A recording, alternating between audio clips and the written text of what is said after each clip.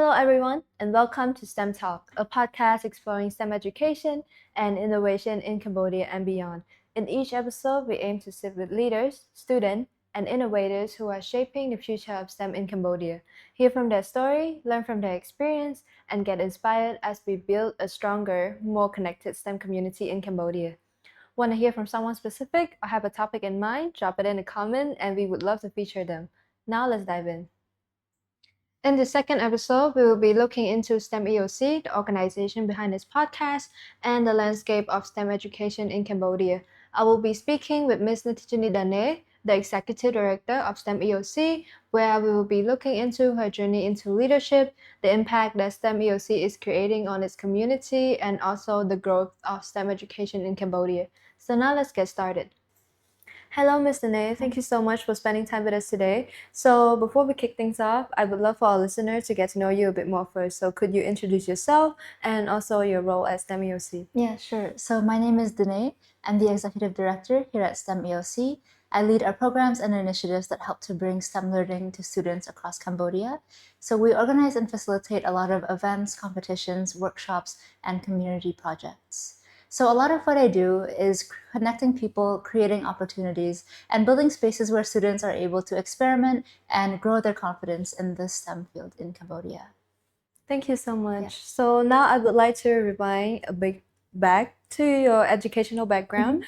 What did you study and what got you interested in STEM? Yeah, so with my educational background, it's a bit interesting in the sense where I did not study a STEM subject. I understand that you study engineering. Yeah, I do. Yeah. What kind of engineering? I'm in electrical engineering, second year. Yeah. And how's that?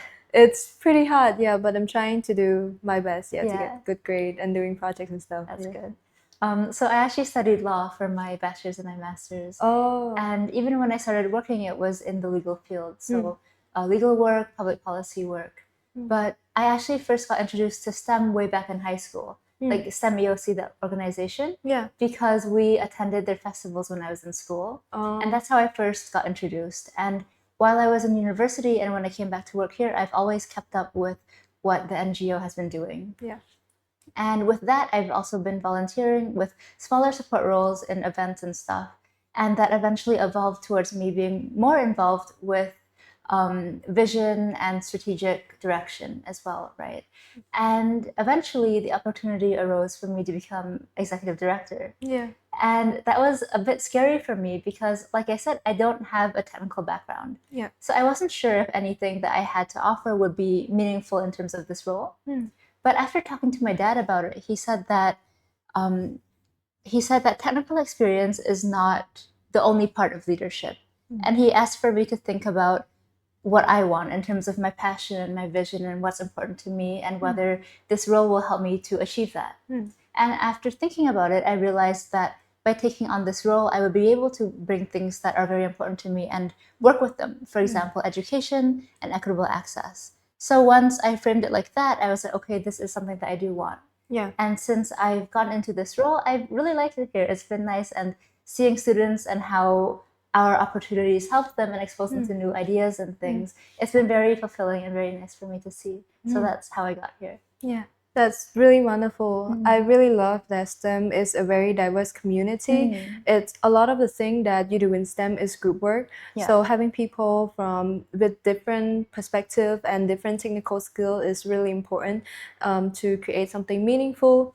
And from whatever background you have, you can always find a place for yourself to create an impact in this community. Yeah. Right. So that's what I actually really like about this field, because it really rewards an interdisciplinary approach to things. Yeah. Because if everyone came with the same textbook knowledge and the same way of thinking, then we won't get anything new, right? That's why we should all have different perspectives and different backgrounds to be able to really contribute towards growth. Yeah. Yeah. So like you've mentioned before, a lot of what you do is connecting people and creating opportunities. We know that STEM EOC is an organization that really thrives on giving out opportunities to students, no matter what their background, no matter where they came from. So for those who may not be familiar, could you please introduce them to STEM EOC? What is STEM EOC, how it came to be, and what are we doing here in this organization? Yeah, so we actually grew very organically. STEMEOC started as a school science fair for just one school. Yeah, and What school is that? it was Paragon. Oh, okay. Yeah. So yeah, over time there was a bigger vision to be able to connect schools across the country so that we could share STEM projects with a wider audience. And as the festival grew, so did a need for a structure that could support more collaboration and partnership opportunities. And that's when we became an NGO. So that way we would be able to work more closely with schools, communities, and partners both locally and internationally. Yeah. And from there, our work expanded beyond festivals. We've been able to bring international competitions in, for example, the World Robotic Olympiad and the International Creativity and Innovation Award. So these things are very important for us because it allows Cambodian students to compete globally and see themselves as part of a wider STEM community. Yeah. Right? And we've also built programs that focus on access and awareness. So we have STEM Sisters, which empowers girls in STEM, as well as EcoSTEM, which is more about environmental awareness and how we can use STEM tools to really approach those problems, how we can fix those. And now we have STEM Talks, like this podcast, right? Yeah. And I think this is really exciting for me because it helps us to hopefully connect better with students, where we're able to see like what are they curious about, and if students don't know what pathway to take, they're able to hear our stories from our guests and figure out, oh, this is something that I want to, or this is a way that I can approach this problem, for example. Yeah. Thank you so much for so through all these achievements, evolving from a school event to a national event, and also bringing international competition into Cambodia. I'm sure there has been a lot of milestones along the way, but this one is for you.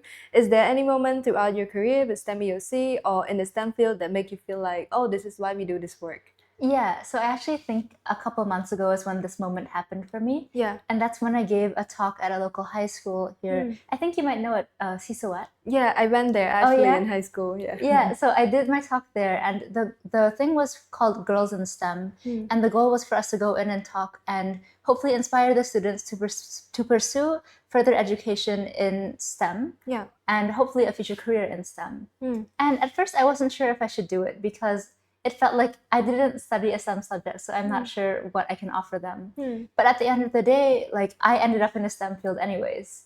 So I thought that it would be worthwhile for me to talk about my journey and how I got here.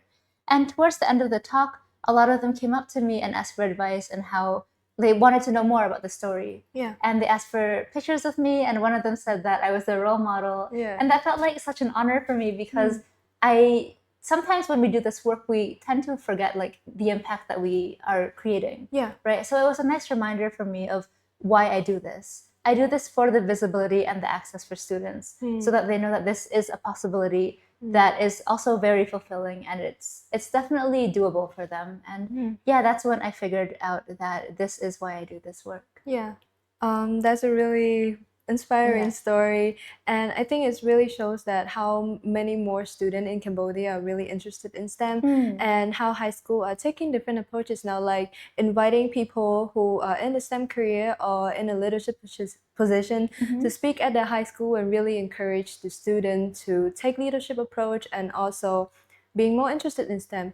And that would evolve into our next topic in our discussion, which is a broader field, which is the STEM education in Cambodia. Yeah. So from your career, from your time spending here with STEM EOC, what progress have you seen that have made within the field and the student?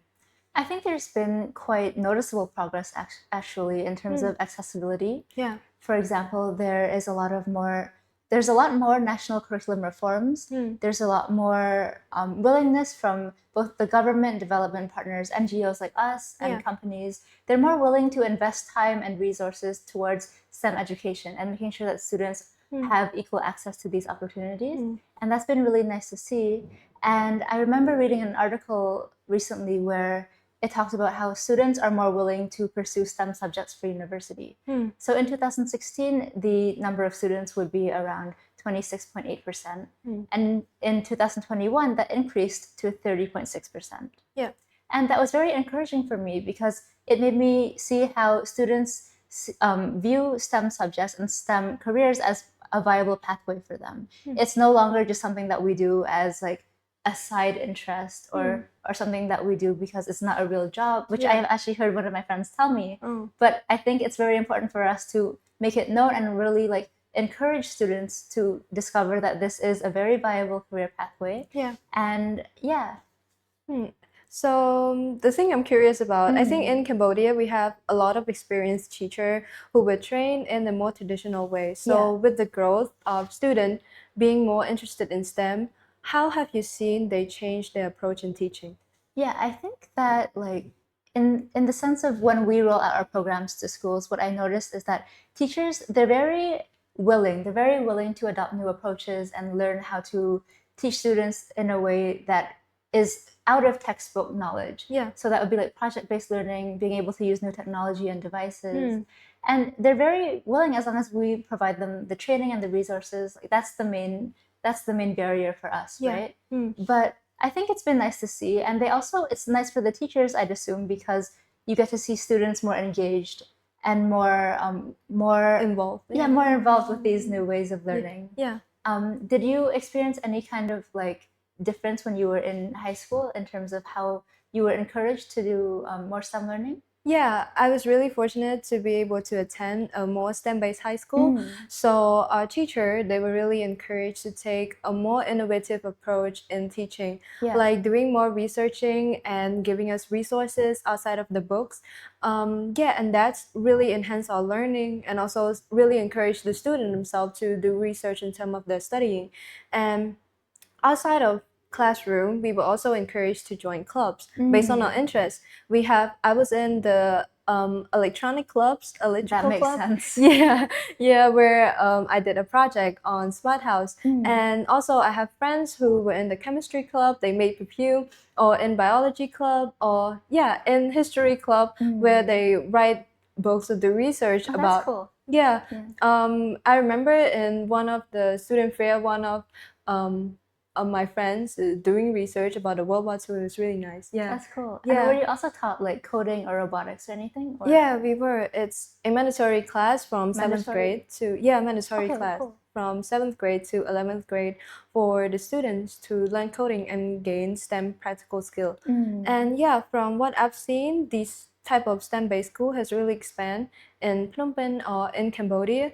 And I'm really looking forward to how STEM will further progress in our society. Right. So now, since we're talking about how STEM is progressing, I want to look ahead into the future. So, looking ahead into the future, what do you think STEMEOC would want to progress more within the STEM field in Cambodia?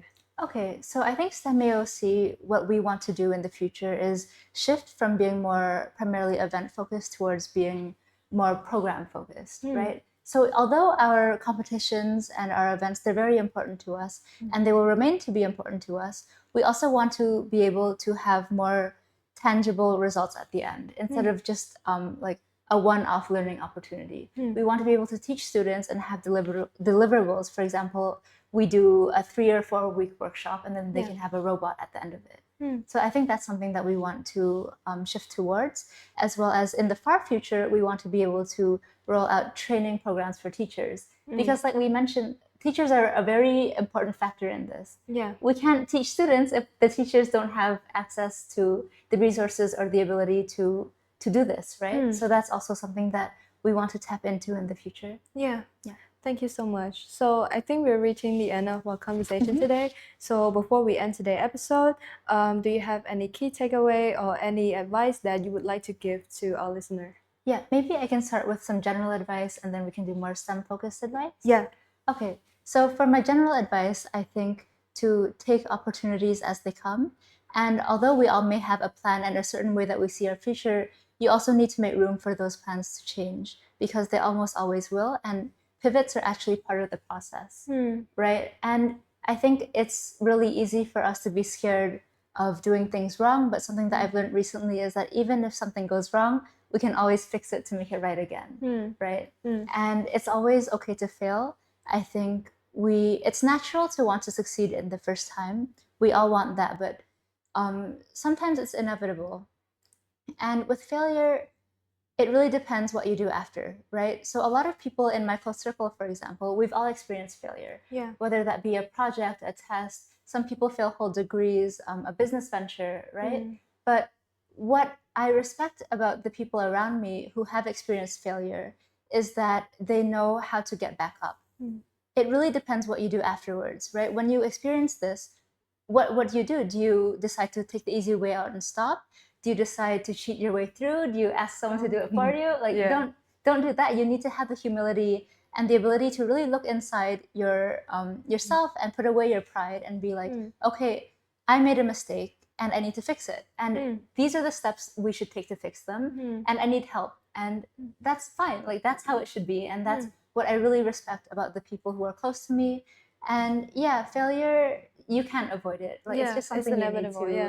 you need to figure out. Yeah, I really agree, especially in STEM field. From what I experience and also the people around me, there are a lot of people who drop out because they can't keep up with the lesson or they fail the lesson and they feel like this isn't the right path for them. I mean, if you're in here and you feel like, oh, I'm not related to this is not the right path for me, change paths. Yeah, change path. But if you fail, you just have to learn from your mistake and get back up. Especially in STEM orientated careers.